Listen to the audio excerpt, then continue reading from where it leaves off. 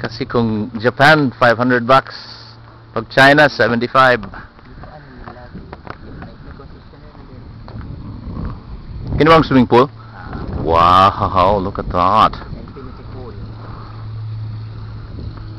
Wow. Ha? Kuha na, siya ka na yung adili. Overflow na katong sa mga bata. Hindi mo yung may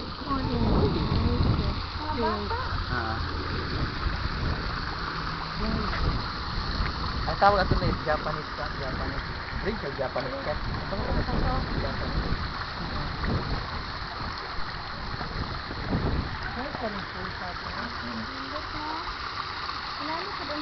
Chick boy!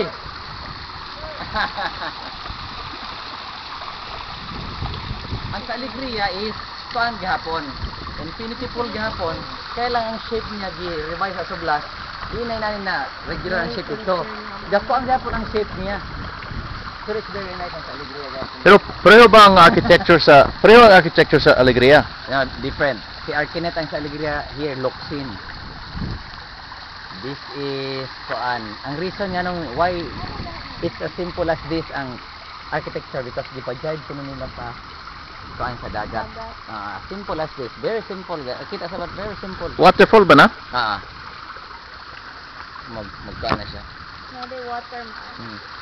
Ang Alegria from the function room, naog ka, pool na siya. Pool. Tapos ang pool is nakaana sa bukid. Oh. Wala sa water. Yeah, wala sa water park. Infinity kay makita ni